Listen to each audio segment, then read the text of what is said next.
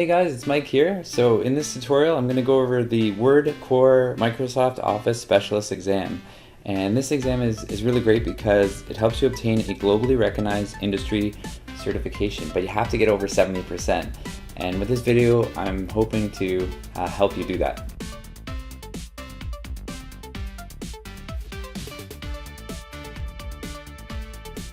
Now, just before we get started, you'll notice something when you get into your MOS exam. You'll have something like this.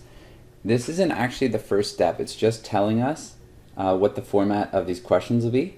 So when we go down, we sort of understand how the question is formatted. So what you'll have is you'll have the number, the question number, and then what the task is generally called, and then the task description, which is just like a basic description.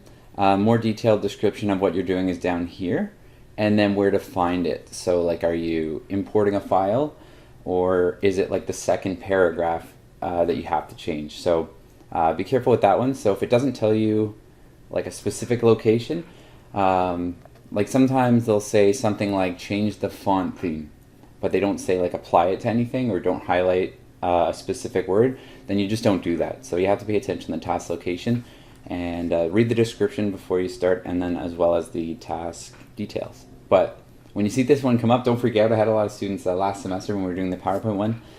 They'd say, you know, what do I do in the first one? I don't know what to do. This doesn't tell me anything. So it's just telling you how the rest of the questions are laid out. And then you'll see the name of the file, days of the week. So this is my days of the week document that I created. So this is going to tell us where to be. And on the test it'll also say page 1 or page 2, so you kind of know where you are. This is just another way for the test to tell you where you should be. So we're in this document, so now the test starts. Okay, this example isn't question 1, this is right in the document. It's just telling you how these questions are formatted. See, we have the title, general directions, more specific directions, and then what you should do. So this one says apply to the whole document. So we'll go over how to do that. So margins. So that's pretty straightforward. We go to the page layout or layout. Mine's 2016, so it says layout. Yours might say page layout. If it's 2013 or 2010, and we just go to margins, and just go to custom margins, and then make sure, because it says apply to the whole document, that this says apply to the whole document. And then this one says we're going to change it to 0.5.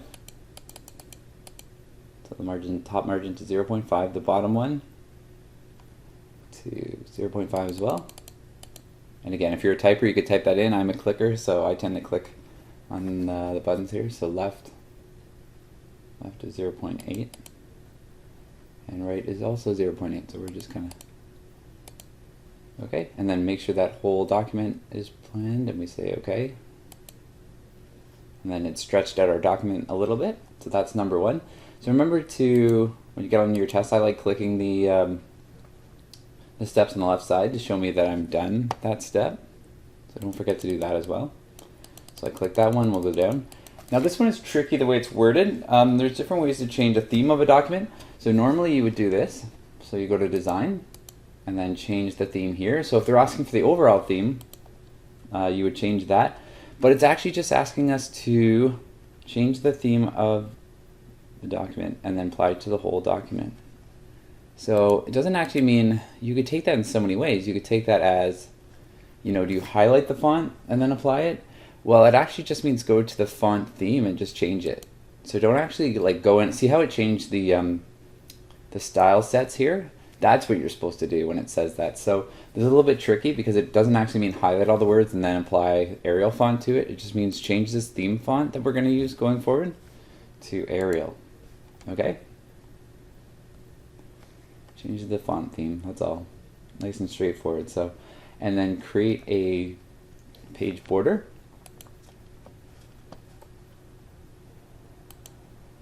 Which is up here under the same design tab. And then we've got the box setting, blue accent 1. So they want under color, it's blue accent 1 at the top. And then the width should be, I think, a half point. So they don't they don't actually make you change it. Press OK, so we'll just double check. Half a point, and that's what we had it on. That's okay. Alright, so we have our step 3 complete, the page border. So we'll just click on the checkbox and scroll down to question 4, which is apply style. So this one we just apply a certain style in the home tab under the styles group to all the headings. So it says days of the week, we apply heading 1. So let's click heading 1. Facts about days of the week, heading 1, and which day of the week is your favorite? Also heading 1. Take the picture too. Okay. So heading 1, and then there's also 2 subheadings that are heading 2 font style. So we highlight them, click heading 2, facts about Saturday and Sunday, and then also moaning about Mondays. And then we click heading 2, and then we've done question 4. Okay, modify a title style. So this is kind of linked to the last step. We just go over to the title style. We don't apply it anywhere, so I'm going to make sure I just click somewhere that isn't attributed with fonts, because sometimes that can get confusing, and sometimes we accidentally click title style. But we're just going to right click on it. Don't actually click or select it, but right click and then click modify. And then all it wants us to do is change the font color to blue accent 1. It might ask you to change it to change the font size, or change the alignment to center, or even bold it, but we're just going to change the color. We're going to press OK, and we'll apply it later, see if it worked. But for now we're done step 5, modify the title style.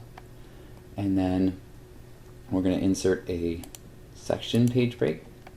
So be careful, there's 2 that kind of look similar, but make sure you've got the right one. So when we go to the layout tab, we can choose a drop arrow for breaks. And make sure your cursor is right in front of before the moaning about Mondays heading. So I've got it right there. I'm going to go down the breaks drop arrow. Don't get it confused with the first page. That's a page break, but this is a next page section break. See how this is section break? Next page, that's the one they want. Alright, and now we have to make sure that we're on page 1, just like the directions say. And now we're going to import text. We're going to insert text from file, place, so at the top, days of the week. So we're going to go just before that heading. And then whenever you want to insert something from a different file in Microsoft Word, we have to go to the Insert tab, click the object drop arrow, text from file. That's what it wants us to do. And then go search in the data path here. So I saved it under there. So just find it, and it's the title document. So I'm going to double click.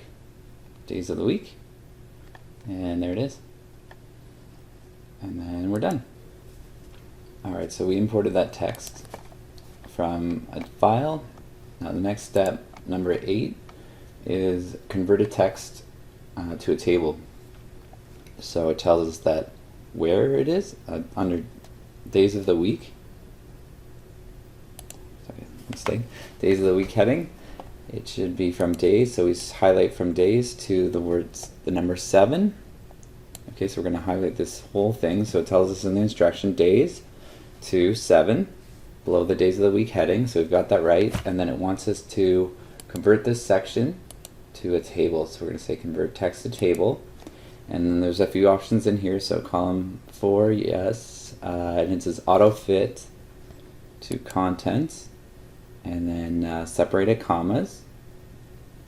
That's really all we can do for now, and press OK. And then see how it's auto fit the contents. And now we're going to choose a style. So with the table highlighted, go to the Table Tools Design tab. We're going to click the arrow, the drop arrow, to open all of our options, and it says grid table, so that tells us it's in this section. And I know that it's right here, grid table 4 accent 1, so I'm going to choose that color. And it keeps with our blue theme we've got going. And now we're going to sort the table. So under the, instead of going to the Design tab, we're going to go to the Layout tab now, which will have our Sort button. So we're going to click Sort, and it tells us to sort by the day number in ascending using, oh actually yeah, that's it, so in ascending order. Alright, so that's it. And delete the entire, before we go, delete the entire row containing data for Monday. So we're going to talk about Mondays later, so we don't need this row. And you can highlight the row or just double click on it. And then I'm going to click on your Table Tools, Layout, delete row. So just to double check, the instructions say make sure that the table dimensions should be 7 rows by 4 columns. So we go 1, 2, 3, 4, 5, 6, 7, 7 rows. And yes, that does include the header row. And then 4 columns, which we have. So we're all done the table step. Okay, so we'll go to step 9, and it says insert a caption. So we're going to use that table again. It's just telling us where that table is. We already know it's, we just worked on it. So highlight the table, and then we're going to go to the References tab, and then Insert Caption. Click on it, and what it says is add this to the caption, but it doesn't say take it away or exclude the label from the caption. So unless it tells you to do that, don't change anything. Just add the dash, and then type everything that's in between the quotation mark without adding the quotation marks. So with the MOS exam and the geometrics testing as well, what they like to do is put quotation marks, but that just tells you how to type things in, and you don't type the quotation marks or don't add them. Just whatever's in the quotation marks, spell it exactly the same way, and it is case sensitive, so make sure your capitalization is correct. And days of the week, history, and it says the label table label, and it also says under the table, so under, not above, below the selected item. Okay, so you can do one or the other. It says below the table, so below the table, and that's step 9. So that is step 9, and we're going to scroll down, so we've checked that off. Step 10 is about SmartArt, and what I find about the MOS tests, they'll have ones like this that don't really explain all the steps, but it's kind of implied. So what they want you to do is change this into SmartArt, but Word, unlike PowerPoint, it doesn't make it easy to convert things to SmartArt. So what I'm going to do, this is just a quicker way to do it. There's a few ways you can do this. You can just delete and then start from scratch. But what they want you to do is put the SmartArt right here, but have it replace this space right here. So one way to do this would be to, and this is what I would do, cut, and then insert SmartArt, and then so I click the SmartArt under the Insert tab, and then they say a vertical bullet list. So I want to click the list group, and then go look for my SmartArt that I need, and it's right here, vertical bullet list. And so don't worry about the size, it's kind of huge, but we're going to fix that later. And then just kind of like, you could type that in. So if you just want to type that in, then get rid of the information. But what I'll do is because I copied it, I'm just going to paste it here, and this will allow me to, or I could have typed that in. So now everything that is level 1, so weekdays, that's level 1. Just press tab to make it level 2. Just click beside it, press tab. Or you could have demoted it, you could have pressed that as well. Same thing, but whether you like pressing tab or demote is up to you.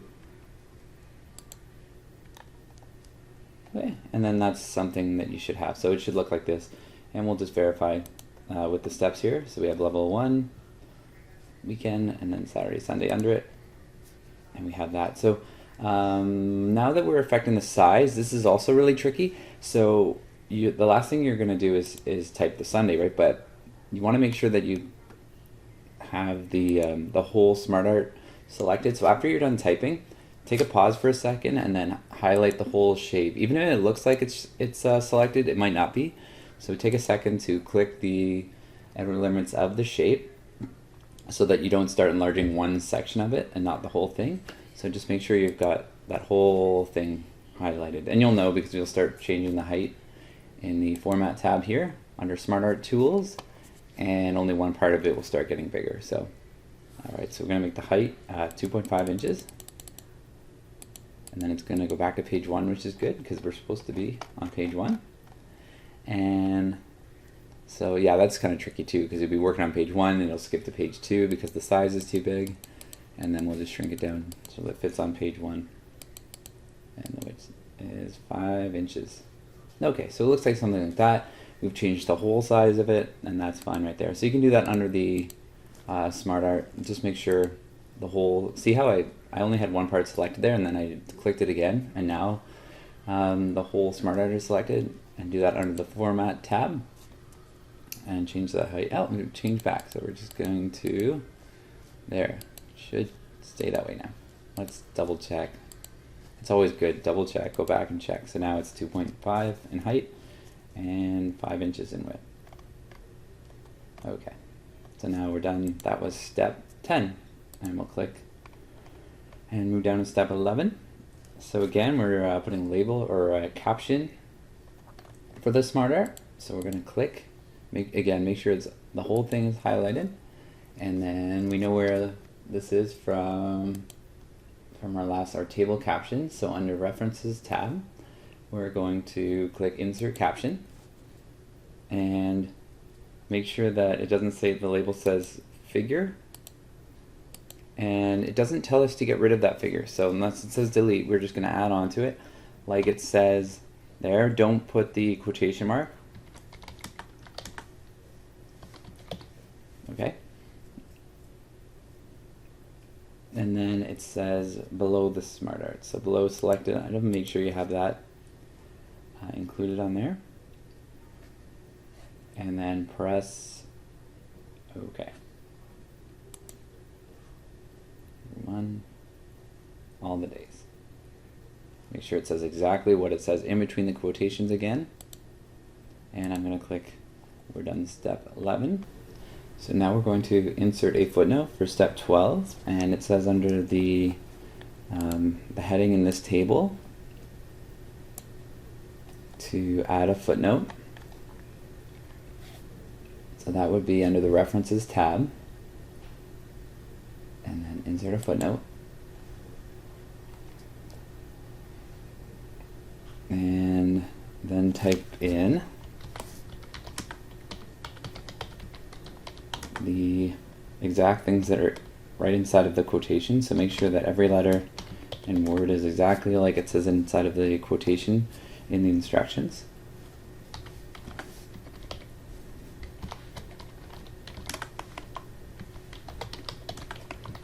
Oh, and not even a space there. Studies.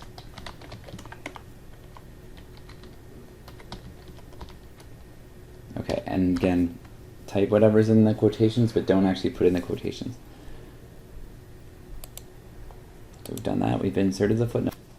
And now we're going to insert a bookmark. So for the days of the week heading, not the title one. I should have used a different title and heading, but it says say heading. So under the for the days of the week heading, insert a bookmark.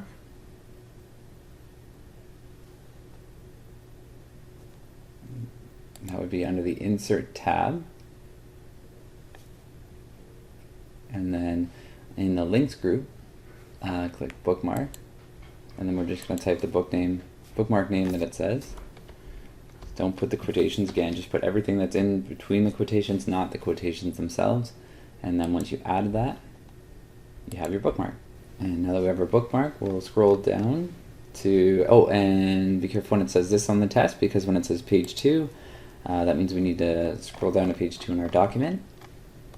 Okay, so now we kind of know where to go from here. We want to convert a table to text, and it tells us where. The table, kind of like the table here. So whenever you want to convert a table to text, you go highlight the table, and click the Layout tab under Table Tools that pops up once you highlight the table, and convert to text. And the only thing is that you have to watch out for, it says separate text with paragraph marks. So make sure you could separate it with different things, but it says paragraph mark, and that's all we need. Alright, so now we have a list. And then so now we have a list, and now we can insert columns. So it says beginning with the not so fun facts to this the end of this list we just made. We're going to make this 2 columns. So under page layout or layout, I'm going to go to number of columns and click 2, or you could do it here, more columns, and just select 2. And then they might ask you for spacing and how much, but they don't in this question, so it just says number of columns and we pick 2. So we'll check off number 15 as we're done, and then we'll create 2 lists, like a multi-level list. So a multi-level list is right here under your home tab, right? So you have the number list, the regular bullet list, and then you also have a multi-level list. So that's what they want. And then we'll make this the multi-level list. So we'll do, and which one do they want? That's the question. So it's 1 and then A and then I. So that would be this one. So that's the style. And then for number 2, so these are all list 1 right now. To make something list 2, you either have to tab it or click increase indent, or demote it is another way of saying it. So fun facts and not so fun facts. So we're going to go, so we're just going to, you can press tab or click here, doesn't matter on the other ones. And then as well, increase the indent, keep this as list 1. And I'm just going to press tab now. You can do that too. So these should be turning into letters. They don't use a 3rd level list, so that's okay.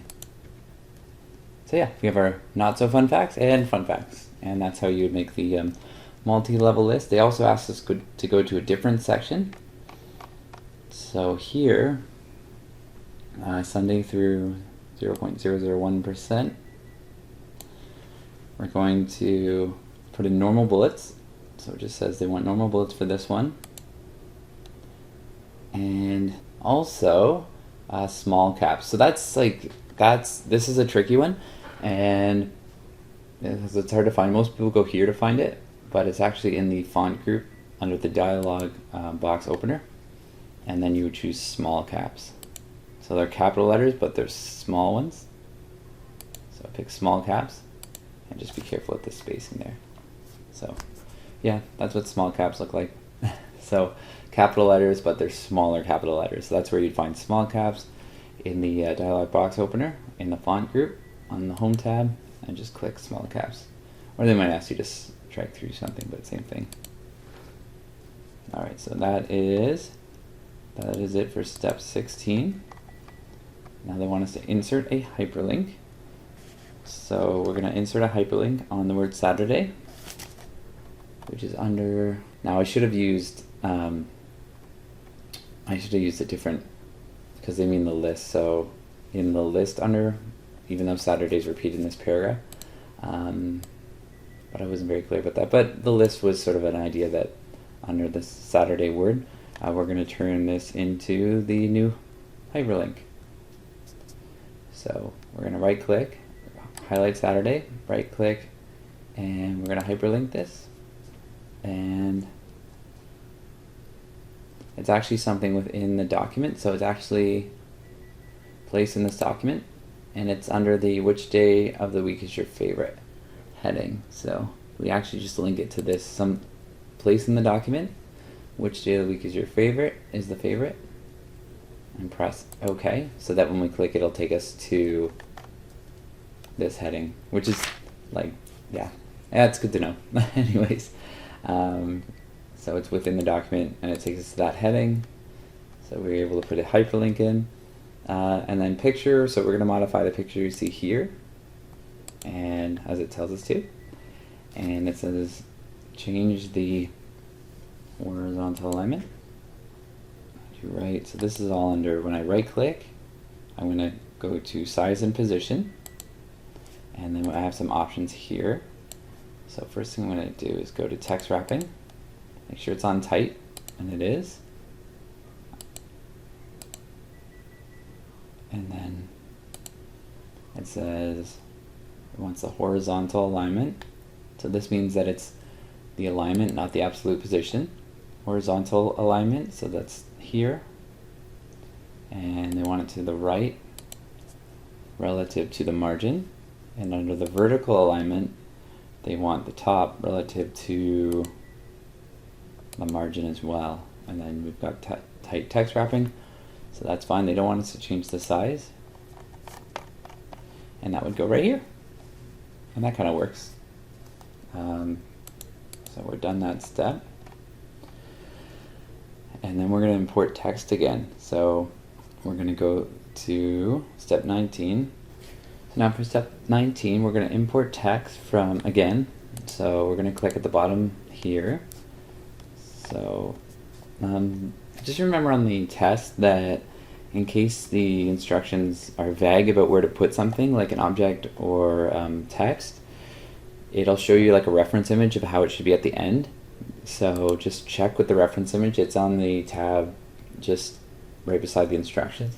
You might want to check with that, but this is clear that it should be at the bottom under this list.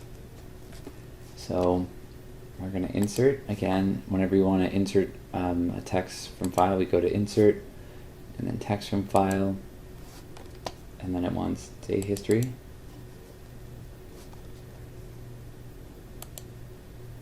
Alright, so now we have our text that we want.